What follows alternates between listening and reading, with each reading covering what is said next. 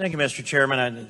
Listening to this debate, it strikes me that there's a few things that have been left out of this discussion, and I do support the gentleman from Florida's amendment, and I follow the ideology of this in the process. One of the things I would say to that is that as I listened to the gentleman from Tennessee address this subject matter and raise his voice pretty strongly about the allegations of Obama versus Russians versus Putin, I would make a couple of points on this. One is, it's pretty clear that the Obama administration sent their people over to Israel to work against Prime Minister Benjamin Netanyahu, pretty much openly. Significant dollars invested in that campaign over there. The President of the United States, with at least the moral support of the people that had worked for him in the country of Israel, seeking to shift the results of the election against the seated Prime Minister, Bibi Netanyahu. Then the gentleman, no, I won't yield. I have a lot of things I must say, but thank you. Then the gentleman did object to U.S. tax dollars being used.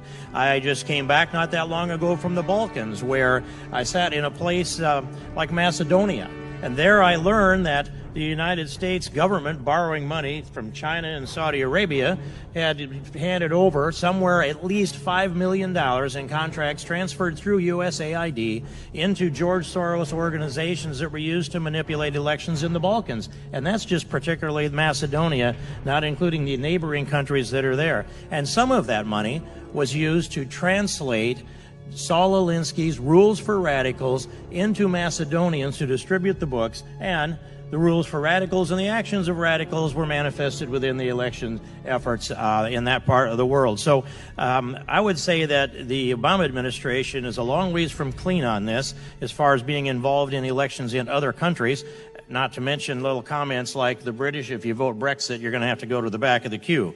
So that's the taxpayer dollars piece of this. But the long string that we should be looking at with this investigation and special counsel that is our request here, it goes a long ways back. It goes clear back to Huma Abedin, Anthony Weiner, 650,000 emails, which we still have access to. And the question that was answered to us by James Comey, which is there was nothing to see there. We did a fast software search of 650,000 emails, and in the case of Huma Abedin and Anthony Weiner sharing laptop and sharing emails, there was nothing new in 650,000 emails. And what we've done in this Congress so far is just taken his word for that. Now, it seemed fairly logical to take his word at the time until you examine the investigation that he conducted of Hillary Clinton. Oh, by the way, it was a matter. The investigation that had Cheryl Mills, her chief of staff, as her chief counsel in the room with Hillary Clinton, and both of them had a plea bargain of some kind. They were exempted from prosecution for some by limited terms, but in any case, when you have this chief of staff who's a subject of investigation too, they're as counsel to the person who is the subject of the investigation, and we ask under oath, and I ask these questions of Comey, or of Loretta Lynch and Comey under oath, and that is, where's the copy of the transcript? Where's the audio files? Where's the video files? Who was in the room? We don't have the answers to any of that except no. If there were notes taken, we don't know whose they are or where they are. If there was any transcript of the deposition, then that doesn't exist either. Neither do the tapes of either audio or video. This is what looks like on its face is a sham investigation.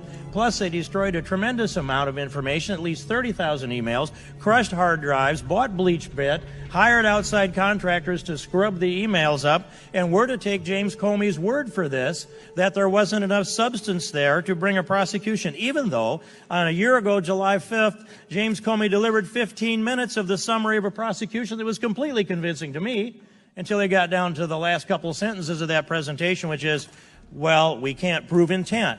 Well, curiously, there's no requirement for intent in the two statutes that appear to have been violated. And furthermore, I look back in the records to the previous October and the previous April, Barack Obama stated into the news media record, he said Hillary Clinton would never intend to put our national security at risk. Hillary Clinton would never intend to harm America's security.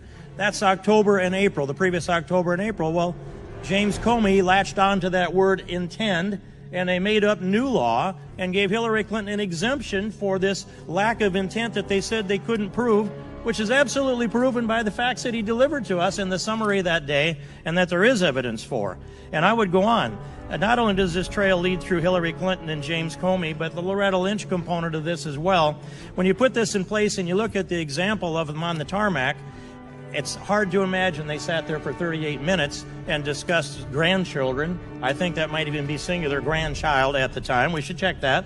But the answers that we got from Loretta Lynch were far less than satisfying. And then that brings me to Alexandra Chalupa, who went off she's a DNC contractor that went off over to Ukraine to try to gather dirt on the Trump people. So bringing this around, Mr. Chairman, I'll conclude it with this, as my time will soon run out, and that is this, that the trail leads, I believe, also to Barack Obama. We need to investigate all of this.